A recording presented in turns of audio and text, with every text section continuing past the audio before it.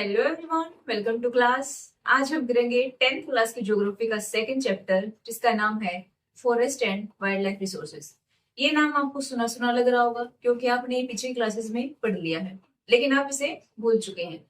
लेकिन अब आपको इसे बार बार नहीं भूलना है क्योंकि अब की बार क्या है, 10th क्लास है जो कि बोर्ड की है। आपको इसे अच्छे से याद रखना है। ये काफी इंपॉर्टेंट चैप्टर है हमारा।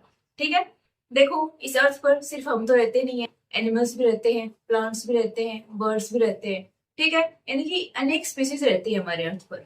और हमारे अर्थ पर बहुत ज्यादा बायोडाइवर्सिटी है। बायोडाइवर्सिटी का क्या मतलब है? डिफरेंट लाइफ, यानी कि डिफरेंट डिफरेंट लाइफ है। एनिमल्स हो गए, प्लांट्स हो गए, बर्ड्स हो गए, ह्यूमन बींग्स हो गए। ठीक है, चलिए देखते हैं। फर्स्ट टॉपिक है हमारा flora and the fauna in India. Flora का मतलब होता है जैसे कि हमारे पेड़ पौधे हो गए, फूल हो गए, प्लांट्स हो गए, ये सब किस में आते हैं? फ्लोरा में आते हैं। और फौना में हमारा क्या आता है? एनिमल्स आते हैं। क्या आते हैं? एनिमल्स आते हैं। अगर मैं सीधी भाषा में कहूँ, फ्लोरा क्या होता है? प्लांट लाइफ, यानी कि इसमें प्लांट की लाइफ होती है। और अगर मैं फोना को आसान भाषा में कहूँ तो इसका मतलब है एनिमल्स लाइफ, यानी कि इसमें सारे एनिमल्स आते हैं। ठीक है, फ्लोरा क्या होता है? Plant life. और फोना क्या होता है? Animal life. ठीक है, देखो हमारा जो इंडिया है वो बायोडाइवर्सिटी से रिच है। देखो कितनी तो लाइफ है हमारी इंडिया में, कितनी तो स्पीसीज है। ह्यूमन बींग्स हो गए, फ्लोरा हो गए, फोना हो गए। और ये बताया जाता है कि अभी तक तो इतनी सारी स्पीसीज बाकी हैं जो अभी डिस्कवर भी नहीं हुई है। ठीक है, तो इसलिए इंडिया को क्या कहा गया है? ये क्या है? Rich in biodiversity. ठीक है, और ये जो हमारी बायोडाइवर्सिटी है ये हमारे लिए काफी इंपॉर्टेंट भी है, एसेंशियल भी है हमारे जिंदा रहने के लिए। कैसे? जो हम खाना खाते हैं, जो हम कपड़े पहनते हैं, ठीक है, वो किससे आता है? वो हमें प्लांट और एनिमल से ही तो आता है। ठीक है, चलिए अब देखते हैं कि फ्लोरा और फौना को क्या क्या थ्रेट्स है, यानी कि क्या क्या खतरा है इनको। Factors leading to depletion of flora and fauna, ये कम क्यों हो रहे हैं? जो फर्स्ट फैक्टर है हमारा वो है डिफोरेस्टेशन और कल्टीवेशन। देखो डिफोरेस्टेशन का मतलब होता है, यानी कि लोग फॉरेस्ट को काट रहे हैं, पेड़ों को काट रहे हैं, जिसके कारण जो हमारी स्पीसीज है, जो हमारी प्लांट लाइफ है, वो भी खत्म हो रही है। और जो जंगलों में रहते हैं जैसे कि टाइगर वगैरह, एलिफेंट वगैरह, उनको भी तो कुछ दिक्कतें आ रही है ना। इसलिए क्या हो रहा है, इनके जो इन्वायरमेंट है उसको हानि पहुंच रही है।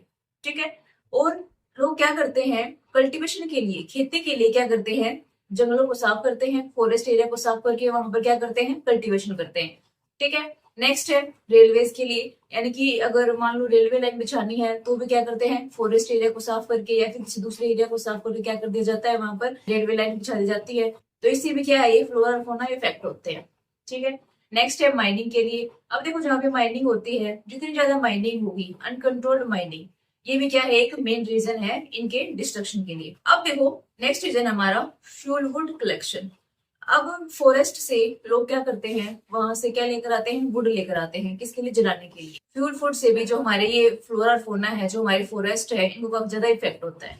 ठीक है, नेक्स्ट है हमारा एनिमल ग्रेजिंग, जो पशु वहां पर चरने जाते हैं, उनकी वजह से भी इनको इफेक्ट होता है। नेक्स्ट देखते हैं हमारा कैटेगरीज ऑफ स्पीसीज।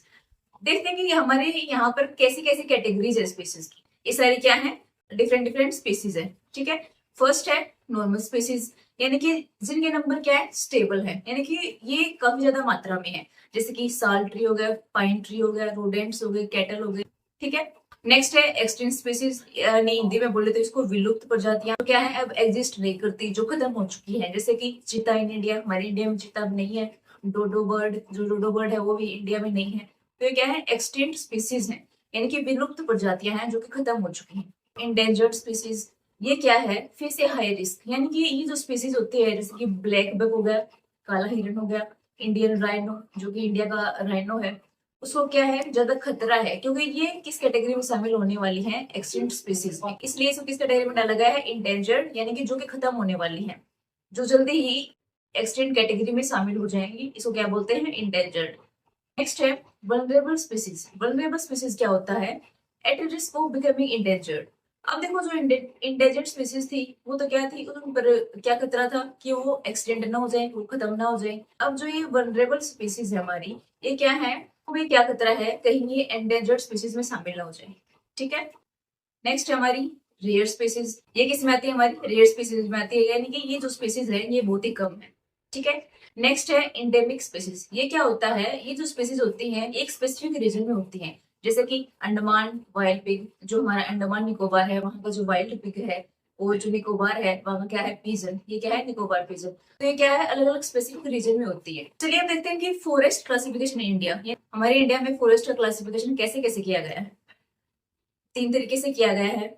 जो फर्स्ट है वो है रिजर्व फॉरेस्ट। रिजर्व फॉरेस्ट वो होते हैं जो डायरेक्ट गवर्नमेंट के कंट्रोल में आते हैं, यानी कि गवर्नमेंट उनको अपने कंट्रोल में रखती है, उसको बोलते हैं रिजर्व फॉरेस्ट। इनमें ना किसी को जाने की इजाजत नहीं होती, जैसे कि मान लो कल्टीवेट लैंड, यहाँ पर कोई भी कल्टीवेशन करने की इजाजत नहीं होती, वहां पर पशु चराने के लिए नहीं जा सकते हम, ठीक है। तो ये क्या है रिजर्व फॉरेस्ट की कैटेगरी में आते हैं, ये डायरेक्ट गवर्नमेंट के कंट्रोल में आते हैं। नेक्स्ट है हमारा प्रोटेक्टेड फॉरेस्ट, गवर्नमेंट के कंट्रोल में आते हैं। ये प्रोटेक्टेड तो होते हैं लेकिन कम प्रोटेक्टेड होते हैं, लेस स्ट्रिक्टली फॉलो करते हैं इनके रूल्स को, ठीक है। तो ये भी गवर्नमेंट के कंट्रोल में आते हैं। यहाँ पर क्या है लोगों को छूट दे दी जाती है कि वहां पर आप लकड़ियां काट सकते हैं, वहां पर आप पशु चला सकते हैं, उसके अंदर जा सकते हैं, ठीक है। तो इसमें क्या है ये छूट मिल जाती है हमें, जैसे कि फायरवुड आग जलाने के लिए आप लकड़ियां ला सकते हैं वहां से, जो ग्रेजिंग है पशु को वहां पर चला सकते हैं, ठीक है। इसमें ये गवर्नमेंट हमें छूट देती है, किसमें प्रोटेक्टेड फॉरेस्ट में।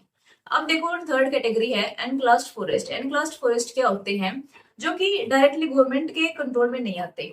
वो उनको कौन हैंडल करता है, प्राइवेट कंपनी हैंडल करती है, कोई भी अदर कम्युनिटीज है वो हैंडल करती है, ठीक है। ये डायरेक्ट कंट्रोल में नहीं आते फॉरेस्ट डिपार्टमेंट के या फिर गवर्नमेंट के, ठीक है। तो ये 3 अलग अलग तरह के हमारे फॉरेस्ट थे। एक तो थे रिजर्व फॉरेस्ट, सेकंड है प्रोटेक्टेड फॉरेस्ट, और क्या है अनक्लास्ड फॉरेस्ट। इंडिया का लगभग 75% फॉरेस्ट कहाँ पे है, मध्य प्रदेश में, ठीक है।